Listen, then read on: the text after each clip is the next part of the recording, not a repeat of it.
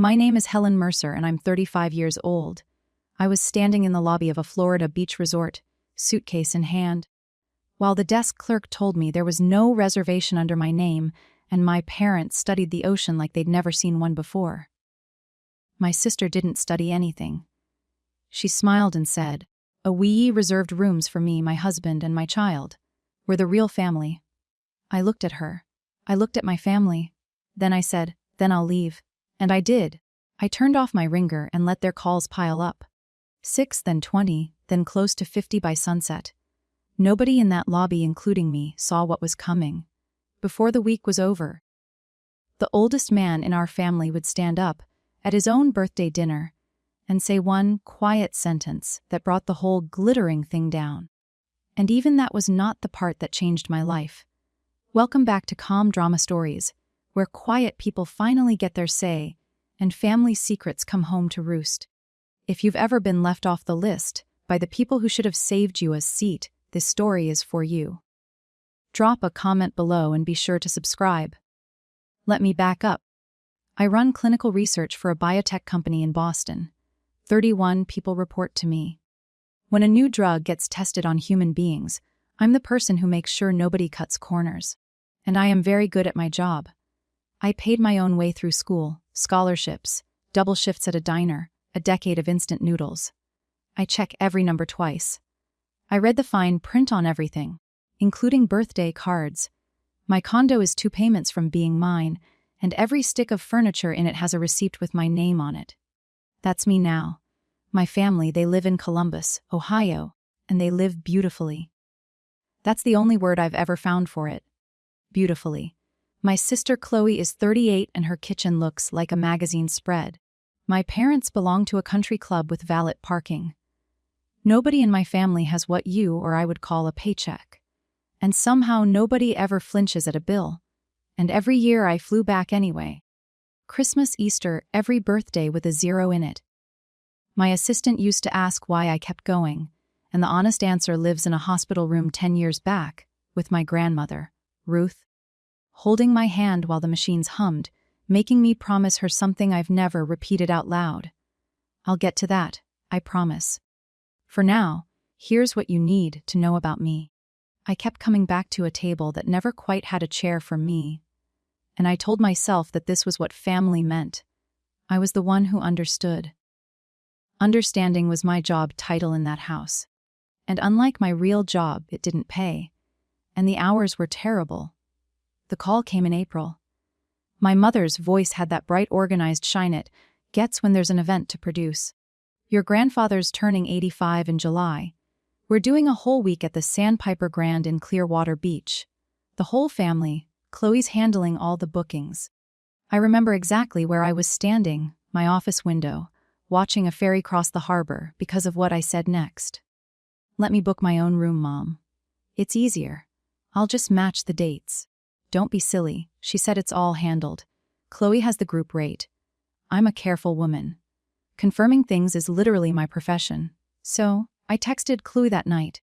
Was I on the reservation list? Did she need my card? She wrote back, "Yep, all set," with a little smiling sun, 2 weeks before the trip. I asked again because the 4th of July week on that coast sells out to the studs. Same answer, all set. So, I moved a trial approval meeting I had guarded for 3 months. I bought the flights.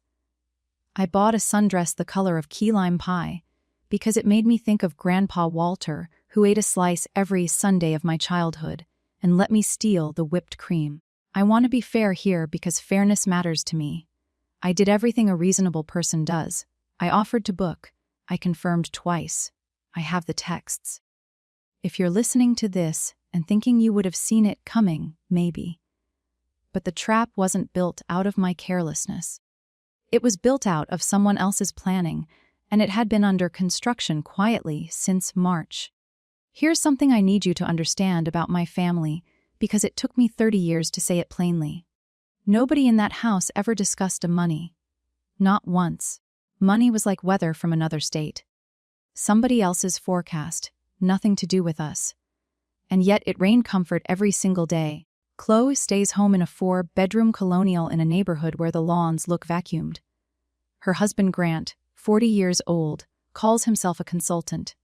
In 11 years, I never met a client, never heard a company name, never saw the man open a laptop.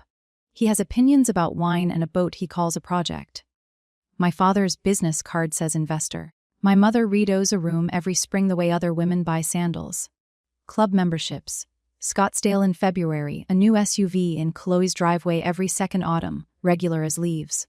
Once years ago, I sat in my car after Thanksgiving and did the math on the back of a pharmacy receipt. 2 households, no visible income. I added up what that life costs, looked at the number, and stopped. It wasn't my business, I decided. Families have arrangements. Maybe Dad's investments were brilliant. Maybe Grant consulted for ghosts who paid in cash. I crumpled the receipt and drove back to my hotel. And I remember feeling relieved to drop it the way you feel when you close a file that isn't yours. Keep that receipt in mind. Keep the question in mind, the one I trained myself not to ask. Who pays for all of this? Because the answer was sitting in a small house in Bear, Florida, 20 minutes from that big pink resort, drinking black coffee and missing his wife. And in July, the answer turned 85. I flew down on the Tuesday before the 4th. Boston to Tampa, 3 hours of a toddler kicking my seat. And I didn't care because I was going to see my grandfather. The Sandpiper Grand rises off Clearwater Beach like a wedding cake somebody ordered in 1988. Pink stucco, palm trees in rows. A fountain in the lobby you can hear from the valet stand. I rolled my suitcase through those doors at 2 in the afternoon. Sundress on, actually humming. I spotted my family before they spotted me. They were arranged around the pool bar in new hats and old confidence. Tanned. It was day 1 of the trip. Except it wasn't. I'd learn.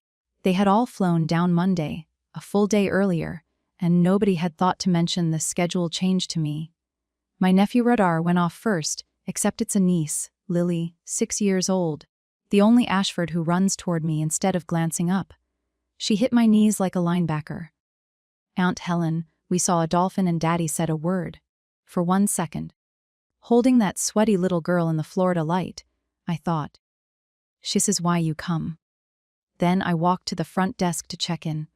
Before joining them, because I wanted to hang up the dress and put on sunscreen like a responsible adult. The clerk was a young and kind. She typed. She frowned.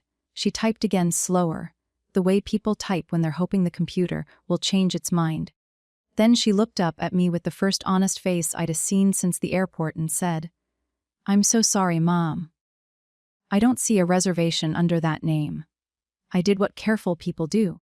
I spelled Idem Helen. I gave her my ID. I suggested she check under my father's name, Frank Mercer. Then under Ashford, the group block. She found the block right away. 4 rooms. My parents, Chloe and Grant, a room for Lily with a connecting door. A 4th room listed under the group for late checkout being used, I'd find out, to store beach gear and a stroller. There was no 5th room. There had never been a 5th room. Could I just book something? I asked, already reaching for my wallet, still assuming this was a clerical thing, a dropped keystroke fixable with a credit card like most of a life's problems. She winced. "We're fully committed through the holiday, Mum." "I'm so sorry. There's a wait list." Behind me, I heard my family arriving in the lobby. Lily's flop slapping the marble. I turned around with my ID still in my hand, and here is the detail I will carry to my grave. Nobody asked what was wrong. Think about that. You see your daughter, your sister standing at a front desk with her suitcase, while a clerk apologizes to her, and you don't ask what's wrong. You don't ask because you already know. Surprise has a sound. I've heard it in conference rooms when data goes sideways. That lobby had none of it. My father found something fascinating on his phone. My mother adjusted Lily's hat with tremendous focus. Grant studied the ice in his drink like it owed him money. The only person who looked directly at me was Chloe, and Chloe was smiling. The way you smile when a plan comes together. She crossed the lobby unhurried, sunglasses pushed up in her blow-dried hair, holding a drink with a paper umbrella in it. My big sister, 38 years old, and she had been waiting for this moment the way I wait for trial results. "Oh no," she said in a voice made entirely of frosting. Was there a mix-up? There's no room for me, Chloe. H. She sipped and then she said it. Each word placed like a fork at a table set for company. Well, we reserved rooms for me, my husband, and my child. We're the real family. The fountain kept trickling. Somewhere, a bellhop wheeled a cart of someone else's luggage. Someone whose family had counted them. I looked at my mother. Chloe, honey. Mom said. And I watched the sentence die right there in her mouth. That was the whole rescue. Half a name and a trailing off. My father never looked up from his phone. And his silence was the loudest thing in that lobby. I've spent my career watching how people behave when a result is bad. There's a moment where everyone decides what they are. This was that moment, and everyone in my family chose, so I chose too. I set my shoulders, picked up the handle of my suitcase, and looked at my sister without raising my voice even half a note. Then I'll leave. That's all I said. Chloe blinked. She'd rehearsed for tears, or begging, or a scene she could tell later at brunch, and I'd handed her nothing to perform against. I walked past the fountain, through the revolving door, and out into the flat white heat of Florida. And behind me, I heard Lily's small voice ask, "Where is Aunt Helen going?" Nobody teaches you where to drive after your family tells you what you are. I pointed the rental south down G Boulevard with the windows open, because I wanted noise that wasn't my own head. The phone started before I cleared the resort's palm trees. Mom, Chloe, Dad, who hasn't dialed me unprompted since the Obama administration. Mom again, by the first red light. There were 6 missed calls by the bridge at Indian Rocks Beach. 17. I let them ring themselves out in the cup holder like angry bees in a jar. Around 500, I passed a motel from another century. White cinder block, turquoise doors, a hand-painted sign with a seagull on it, the Gull Cottage, a vacancy light, half burned out, buzzing back. The owner was a woman in her 70s with reading glasses on a chain and a crossword half done. Yes, she had a room. A 42 a night made her apologetic. The holiday, she explained. She took my card, mine with my name embossed on it, and slid a brass key across the counter. A real key, heavy, stamped with a 7. It felt like the first honest transaction of the day. Room 7 had a bed that sagged in the middle, an air conditioner with a smoker's cough, and a balcony the size of an ironing board, with a full unbroken view of the Gulf of Mexico. I sat on that balcony and watched the water turn gold while my phone climbed to 23 missed calls. Then I finally played my mother's first voicemail in a cold little wire threaded through my chest. There was no apology in it. Not one, just her party voice pulled tight. "Helen, call us back before dinner. It's important." Before dinner. Why before dinner? I sat with a gas station iced tea and listened to all of them one after another like depositions. Voicemail 3. "Helen, this is very embarrassing for everyone. Embarrassing for everyone." Voicemail 5. "My mother brighter scarier. Sweetheart, we can fix this. There's a rollway. Chloe says Lily's room has a David. A David in the child's room." Voicemail A was my father. 6 seconds of throat clearing and then "Call your mother." Chloe didn't call. Chloe texted because texts don't require a tone of voice. "Stop being dramatic. Come back before you ruin this." I read that one twice. Ruin this. Not, I'm sorry, not. I don't know what happened with the booking. Ruin this. As if there were some delicate structure I was endangering by not sleeping on a David like a visiting cousin. By sunset, the counter on my phone said 47 missed calls. And I want you to sit with that number the way I did, because it's a strange one. People do not call you 47 times in an afternoon to say they're sorry. Sorry has no deadline. Sorry can wait until morning. Sorry usually does. People call you 47 times when something they need is on fire and the fire has a schedule. Every single voicemail circled the same drain. "Come back tonight. Be at dinner. Wear something nice. We'll sort the room thing later. Just be there." Not one of them said the word sorry. And not one of them explained why tonight mattered so much. On my little ironing board balcony, the sky went from gold to bruised purple, and I turned the question over like a lab result that wouldn't parse. Something was landing tonight. Something they needed me propped in a chair for. I had no idea what. I found out at 800. While the phone buzzed itself, I did something I hadn't let myself do in years. I went back through the catalog. Christmas 6 years ago. I was 29. Delayed out of Logan by a snowstorm, and I texted updates the whole way like a good employee. When I walked into my parents' living room, the family photo had already been taken. Matching plaid pajamas, professional photographer, everyone arranged by the fire. Nobody had mentioned a photographer. "We'll Photoshop you in," Grant said, not even looking up from his phone. They never did. That photo hung over my parents' fireplace for years. 11 smiling relatives and no me. And every Christmas, I hung my coat under it and said nothing. Or my cousin's wedding 4 years back.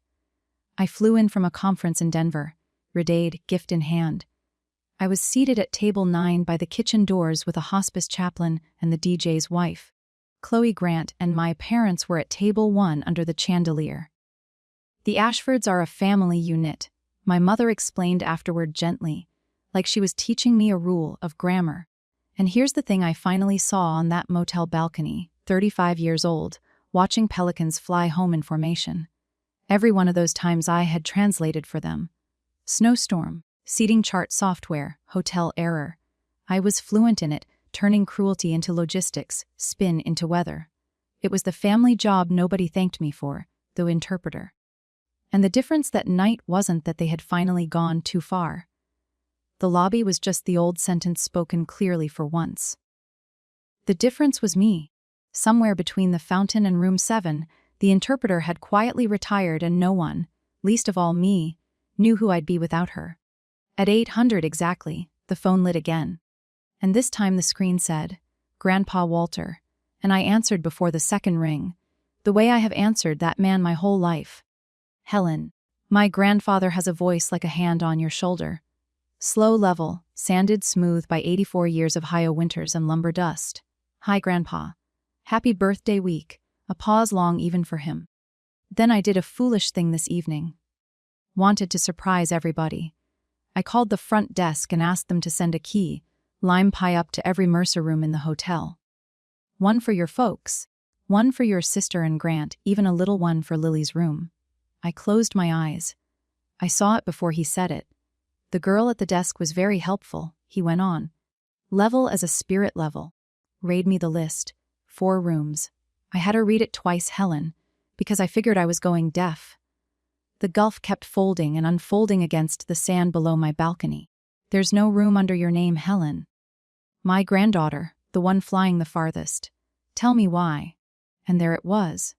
The whole family in one hand, the truth in the other, and 85 years of that man's heart in between.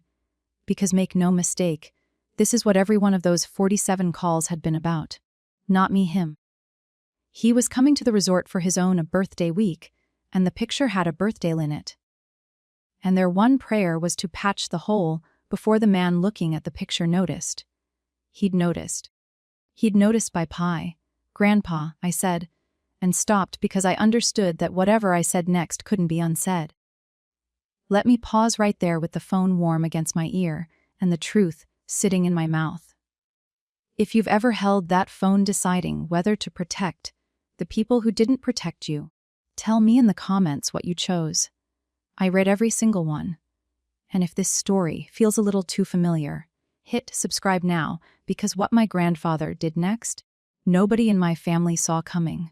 I decided on the balcony of a 42 motel room that I was done interpreting, but that I would not become a prosecutor either.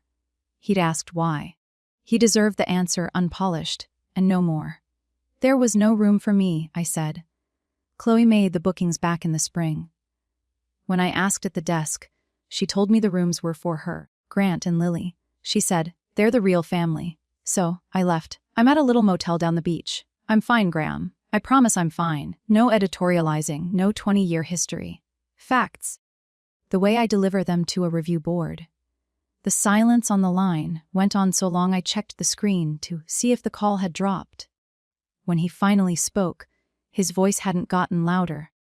It had gotten quieter, which with my grandfather is the direction that matters. She said that the real family. "Yes, sir." Another silence. Then, he said something that rearranged the furniture in my head. Helen, who do you think is paying for that hotel? I said nothing because the napkin math from all those Thanksgivings was suddenly doing itself line by line at terrible speed. The rooms, he said, the flights, the cabana your brother-in-law is drinking under right now. The dinner Friday night. It's my birthday, sweetheart. I bought my own party. I bought the whole week. He let that sit exactly one breath. The real family, he repeated, flat like a man reading a defect off an invoice. Then text me the name of your motel. Don't tell anybody I called. The line went quiet, and I sat there in the dark with the pelicans gone and the tide coming in, holding the first piece of the answer I'd spent my whole life not asking for. At 900, headlights swung across the Gull Cottage parking lot and a 2009 book the color of wet sand rolled to a stop under the Seagull sign. My grandfather got out slowly. The way he does everything now, pressed shirt, buttoned to the collar in 90 degrees heat, and stood a moment looking at the place. The cinder block, the buzzing vac sign, the turquoise doors. I came down the outside of stairs, and he watched me the whole way, and he did not hug me. That's not our language. He looked at me the way he used to look at a load-bearing wall, checking for cracks, and then he nodded at the plastic chairs on the walkway outside my door. We sat for a while. He said nothing and the Gulf did the talking. Then, don't polish it for me. I've had a belly full of polish. Tell me straight. So I told him straight. The April phone call all set with the smiling sun. The meeting I moved. The desk clerk typing slower and slower. 4 rooms and a stroller closet. The frosting voice. The real family. My own short goodbye in the revolving door.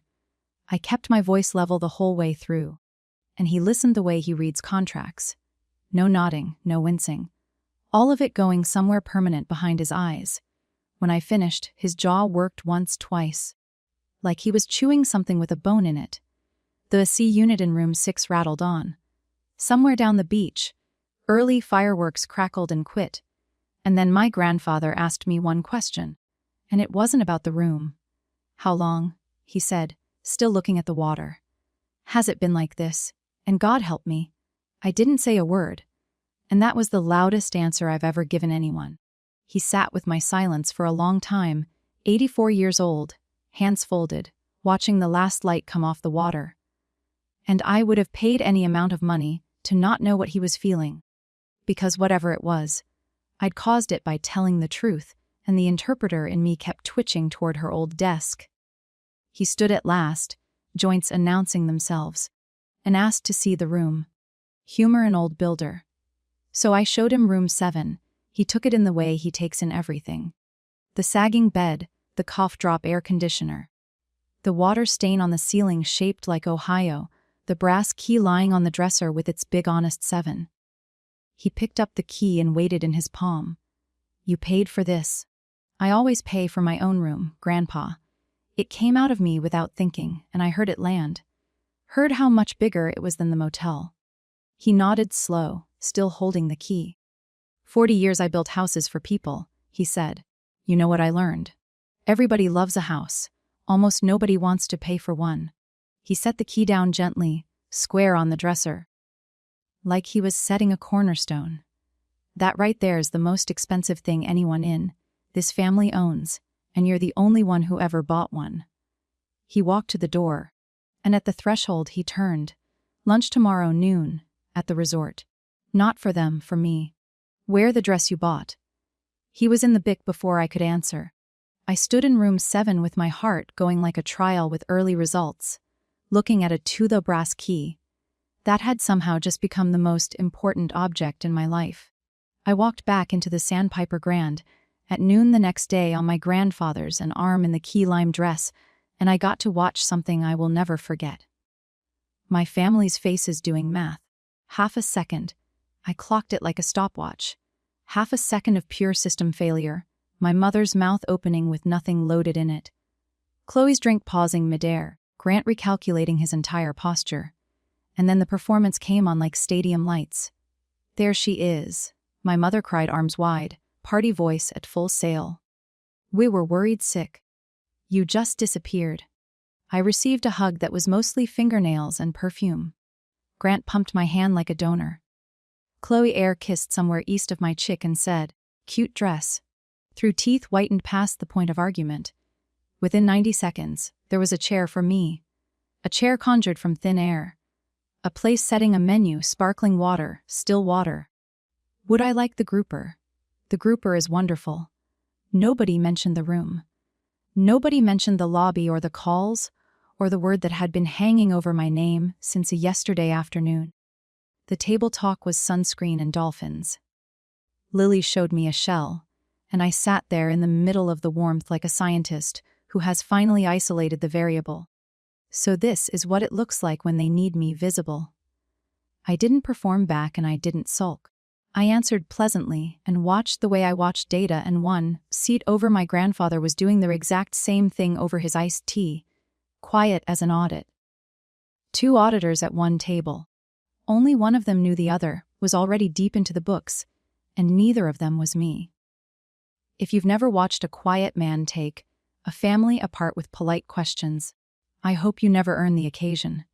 It started over key lime pie mid-dessert, casual as sunscreen. Shame about the rooms, Grandpa said to no one in particular. Big group like this, Chloe. You booked back in March, didn't you?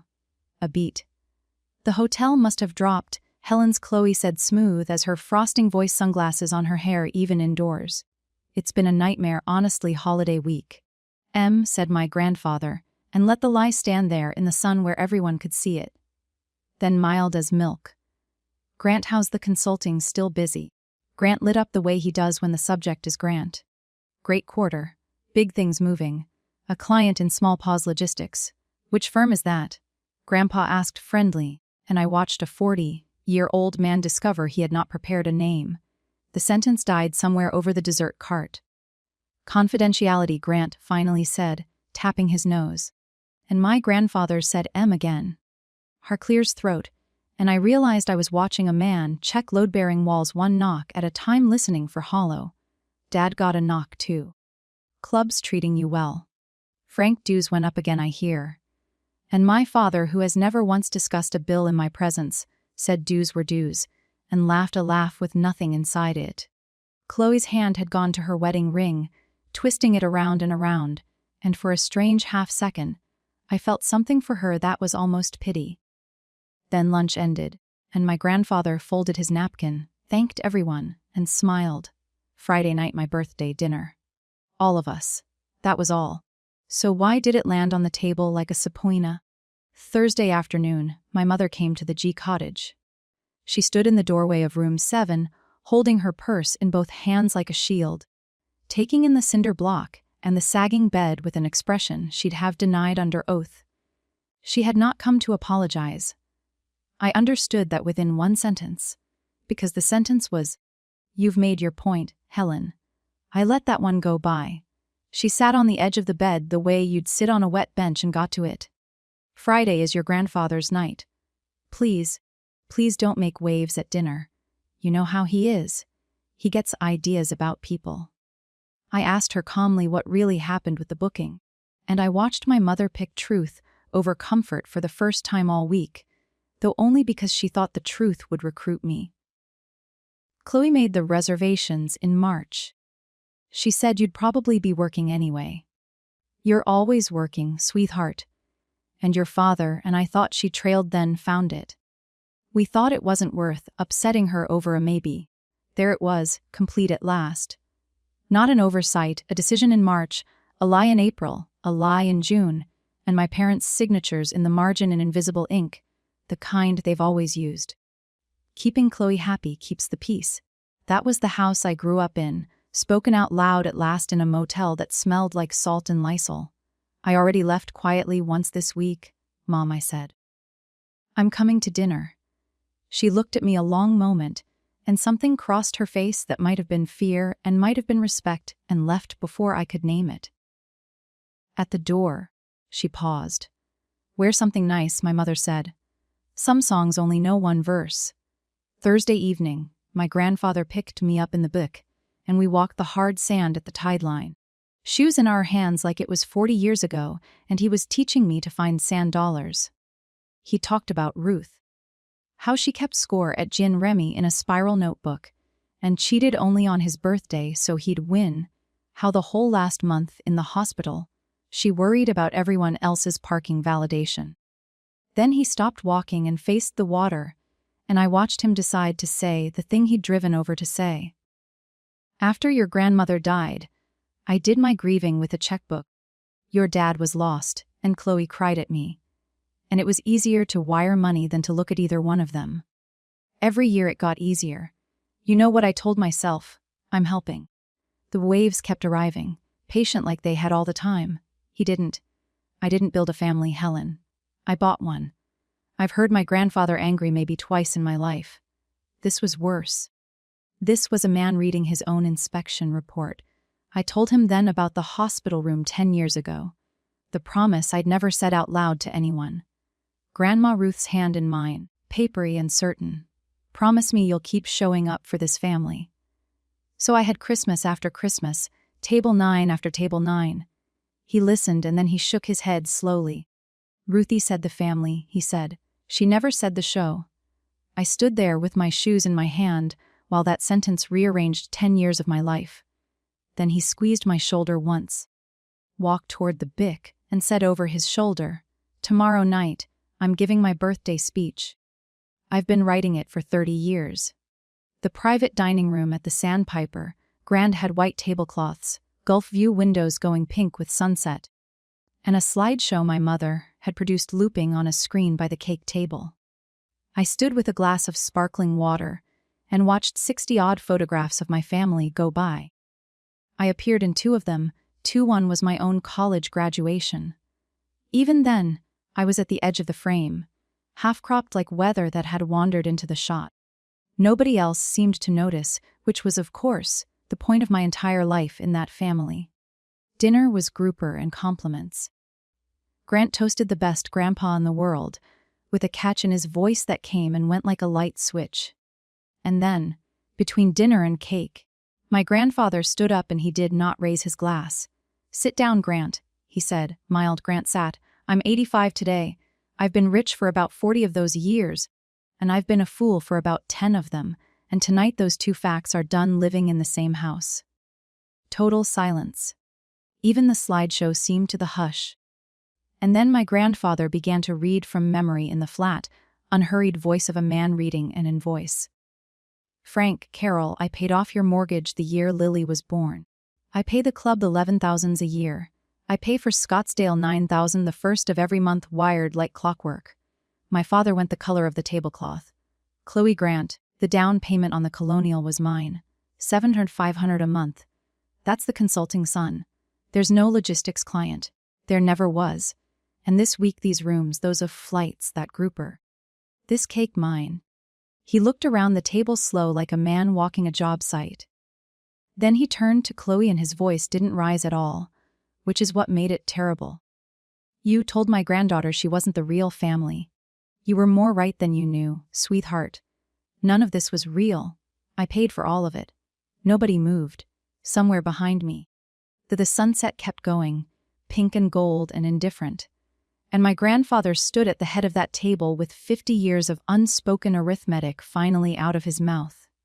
And he wasn't finished. He picked up his water glass, looked at it, set it back down, and then he said the sentence. "As of the 1st of next month, it stops, all of it. The transfers, the dues, the cards, the arrangements, every penny." It didn't sound like a sentence at all. It sounded like a foundation cracking. "I'm 85 years old," he went on into the silence. "And this week at that front desk, I finally got a good look at what my money built. A hotel with no room in it for the only one of you who ever tried to pay her own way." My mother made a sound like a hiccup. Grant said, "Walter," and my grandfather looked at him. Just looked, and Grant's voice went back wherever it lives. It was Chloe who broke. Chloe, whose whole architecture had just been read aloud like a bill of lading. The tears came fast and real. I'd never seen real ones on her. They're different, uglier. And then through them, she found the oldest exit in the building. She turned on me. "You did this," she said, shaking mascara going. "You've been planning this. You and your little motel and your little wounded face. You did this." And my grandfather said, Helen. The whole room turned. He was looking at me steady, both hands flat on the tablecloth. Did I get it wrong? He asked me in front of all of them. You know these people. You've been covering for them your whole life. Tell me if I got it wrong. And there it was. The job opening. Interpreter, 1 vacancy, immediate start. 35 years of it's fine, it was a misunderstanding. They didn't mean it. Rose up in my throat on pure muscle memory. I looked at my mother's pleading face and I said, No, Grandpa, you didn't. I want to be honest with you about what that room felt like afterward, because if you came for fireworks, I don't have any. It felt like the moment after a car wreck, that ringing quiet where everyone is checking whether their hands still work. My father stood up too fast and his voice went from anger to fear inside a single sentence. Dad, be reasonable. We have obligations. And you could hear the exact syllable where he stopped defending his pride and started counting his bills. Grant kept saying, Okay. To nobody, palms up, a man patting an invisible dog. My mother wept without sound, which is how she does everything difficult, and Lily. Lily was standing by the cake table holding a shell she'd brought to show everyone watching her mother cry, and that was the only part of the whole evening that actually hurt. A waitress, bless her, knelt down and led her out toward the lobby aquarium. I didn't gloat. I want that on the record. There was no vindication in my chest, no scoreboard lighting up. There was a kind of low, sad hum like standing in a house you grew up in the day the movers empty it. My grandfather picked up his cake knife, looked at the untouched birthday cake, and put the knife back down. Happy birthday to me, he said quietly to no one. Then he offered me his arm, and we walked out past the slideshow, which was still looping, still radiant, still missing me. In the book in the dark, he stared through the windshield a while. Next month I'm redoing things, he said finally. Papers, lawyers. I'll want you at a table one more time. Helen, I said okay because you say okay to that man. I had no idea what I was agreeing to. I flew home to Boston that Sunday and the siege began Monday morning. Understand, for 20 years, my phone barely rang with family. Now it wouldn't stop. My father called 3 times the first week. My father, who I'd assumed had lost my number, and every call had the same shape. 5 minutes of weather, then the pivot. Gentle as a crowbar. Have you spoken to your grandfather? He listens to you. My Aunt Peg recruited off the bench. Left rambling voicemails about how family is family is family. A sentence that gets less true every time it's repeated. My mother switched to care packages of guilt. Photos of Lily at swim class with captions like, She misses her aunt. Not one message in 3 weeks of this asked how I was. Not one asked what it had been like at that front desk or in room 7 or in that dining room with everyone's eyes on me. Every arrow, however it was feathered, flew the same direction. Talk to Walter, soften Walter. Fix it, Helen. It was the interpreter job again. Same desk, better title. And this time the client list was desperate. Meanwhile, the collapse went on schedule in little bulletins I didn't ask for. The club card declined at lunch in front of Dad's golf group. Peg told me that one is a tragedy. I heard it as physics.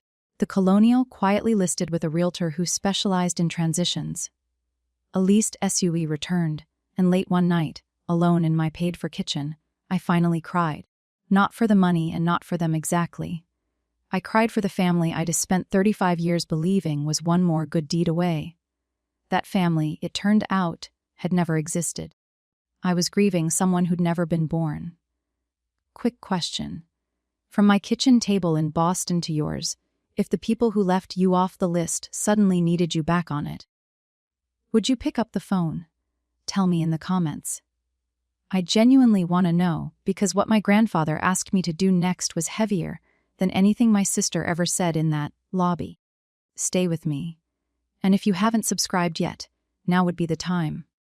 3 weeks and 2 days after the birthday dinner, my sister appeared in the lobby of my office building in Boston. I almost walked past her. Chloe, without the finish on her, is a different person. Hair in a plain elastic, a wrinkled rain jacket, eyes with actual weather in them. She'd flown up on a basic economy fare to see me. That alone told me the world had ended. We sat on a bench by the elevators, and for the first time in perhaps 20 years, my sister said true things to me. The house was on the market. Grant was updating his resume, a phrase she said like a foreign vocabulary, word she'd just learned. Lily's school had a payment plan now. And then she looked at her hands and said the truest thing I've ever heard from her. I haven't paid for a single thing since I was 22. Helen. Not a phone bill. I don't. Her voice cracked into something real. I don't know how to do what you do. And for 1 second, I saw her at 16 braiding my hair before school because Mom was busy with the caterers. And something in my chest went soft toward my sister for the first time since that lobby. 1 second. Then she reached over, took my hand like a business partner, and pitched me. Talk to Grandpa. Get him to turn it back on. He'll do it for you. And I swear, Helen, things change. You'll be included. Holidays, the pictures, all of it. You'll be family, I'll make sure. I sat with that offer in the elevator light. Then I said quietly, Chloe, you just offered to sell me the one thing that was supposed to be free. She left without looking back. My phone buzzed before she'd cleared the revolving door. Grandpa Walter, come down Saturday. My grandfather said, no preamble. He was born before preamble. Bring nothing. My lawyer's drawn up papers, and I want you across the table from me when I sign them. I asked what kind of papers. The permanent kind, he said, and hung up because he was also born before goodbyes. So, Saturday morning, I flew Boston to Tampa for the second time that summer, and I did what I do on planes, which is inventory. Somewhere over the Carolinas, I laid my life out like a data set. One condo nearly paid for. One career built brick by brick with nobody's ladder. One family currently in controlled demolition. One grandfather, 85, in possession of a fortune. A guilty conscience, and my motel address. I knew an offer was coming. You don't summon a person you saw 3 weeks ago across 4 states to watch you sign paper unless the paper concerns them. I run approvals for a living. I know what a signature ceremony smells like. What I could not model, no matter how I ran it, was the shape of the offer. And that uncertainty did something to me I didn't enjoy admitting it hoped. Some ancient, unkillable version of me, the girl under the fireplace photo she wasn't in, sat there at 30,000 hoping to finally be chosen. And the grown woman in the seat watched her hope and worried about her. Because I had learned some things that summer about what being chosen costs in my family and who ends up holding the invoice. The plane came down over the Gulf, green, gold, and patient. My grandfather was at the curb in the Buick, engine running, window down. Good flight, fine, good, he said. Let's go rewrite the future. He wasn't smiling when he said it. My grandfather's house in Bear is 900 square feet of 1962, and he could buy the whole street with a phone call. We sat at the kitchen table, original Formica, gold fleck, the table where Ruth taught me gin rummy, and his lawyer, a courteous silver-haired man named Dale, laid out folders like place settings. Coffee in Ruth's cups, the ones with the cornflowers. Outside, a sprinkler ticked in circles. And then, in the same voice he'd used to order the grouper, my grandfather offered me the keys to the kingdom. Everything, the proceeds from 40 years of Mercer Building Supply, the accounts, the properties, all of it into a trust. Me, trustee, me, principal, heir, effective while he lived, ironclad when he didn't. Your father, your mother, your sister Grant, if they need something, they come to you. You decide what's real. You decide what gets funded, what gets rented, what gets earned. Dale slid the folder across the Formica and turned it to face me, and the tab on it said my name, Helen R. Mercer, in the typeface of things that cannot be taken back. You're the only one in this family who knows what $1 weighs. My grandfather said the only one who ever bought her own room. So I'm giving you the whole hotel. And I want you to understand what that folder was. It was the lobby reversed. It was every table 9 refunded with interest. It was my sister. My sister standing at a front desk for the rest of her life, while I decided whether there was a room for her. The girl under the fireplace of photos stood up inside me and reached for the pen with both hands. Chosen in writing, notarized. My grandfather watched me with those load-bearing eyes. And Dale uncapped the pen and set it on the folder, and the sprinkler ticked, and nobody said anything because both men believed, reasonably, that there was nothing to decide. I'm going to tell you the truth about the next 5 minutes because I promised you honesty and because I'm not proud of all of it. I wanted it. Oh, I wanted it. Not even the money. Although, let's not be saints. The money too, but the meaning of it. Safety so deep you never check a price tag again. And underneath the safety, something older and hungrier. The scoreboard settled forever. Chloe would have to call me. Chloe would have to be nice to me. Carefully, professionally nice. Every Christmas for the rest of her life. My mother would ask me whether there was room in the budget, and I would get to be gracious about it. I sat at that gold fleck table and ran the whole beautiful simulation, and it tasted like key lime. And then, because analyzing things is the only prayer I know, I kept running it. Year 2, year 5. My phone ringing on the 1st of every month. Grant's new venture. Needing just a bridge, just this once. My mother's voice. You know how your sister is. Every holiday a budget meeting. Every gift a line item. Every I love you arriving with an invoice number, the way they always had in our family. Except now I'd be the one stamping them. I looked at the folder with my name on the tab, and I finally saw its true shape. It wasn't a throne. It was a booth. A teller's window with a nicer chair and behind the glass for the rest of my life. Me, the new Walter. The next envelope. My grandfather had spent 30 years buying his family, and it had cost him his family. And here he was with all the love in the world. I truly believe that offering me the same store. My hand was on the pen. That's how close it came. My hand was actually on the pen, and then I heard it. Ruthie said the family. She never said the show, and I set the pen back down on the formica. No, Grandpa. The sprinkler ticked twice before anybody breathed. Dale looked at my grandfather. My grandfather never took his eyes off me. No. No to this, I said, and my voice stayed level, which surprised even me given what it was carrying. You're not wrong that somebody should hold this family accountable. You're wrong about what it would cost me to be the one holding the ledger. If I sign that, I'm not your granddaughter anymore. I'm the bank. They'll smile at me the way they smiled at you. Did you like it? 40 years of it? He didn't answer. He didn't have to. So here's what I want instead, I said, and I asked Dale for his legal pad. And at Ruth's kitchen table at 35 years old, I drew up my inheritance and gave it away. 1, take my name off everything. The will, the trust, all of it. Not a dollar comes to me. Not now, not later. It has to be real, Grandpa. And it's only real if I can't ever profit from having said this. Dale started writing. 2, an education trust for Lily. College, trade school, whatever she chooses, with the bank as trustee. Not me, not my parents. Nobody with our last name touches it, so nobody can ever make her audition for it. My voice caught on that one just slightly and I let it. 3, a fixed annuity for my parents. Modest, irrevocable. Enough to be old on, naughty enough to perform on. They're your son and his wife. Nobody is sleeping in a car. But the show is over. And 4. I looked at him. The rest is yours. And you're going to spend some of it on yourself for once. And what you don't spend goes to a scholarship with Grandma's name on it for kids who are paying their own tuition. Kids who buy their own rooms. The kitchen was very quiet.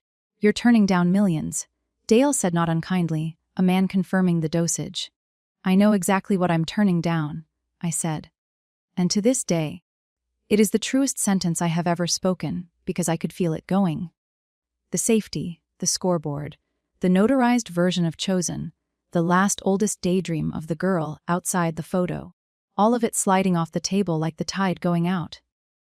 I've spent my whole life leaving quietly, I said. This time I'm staying, but not for the money.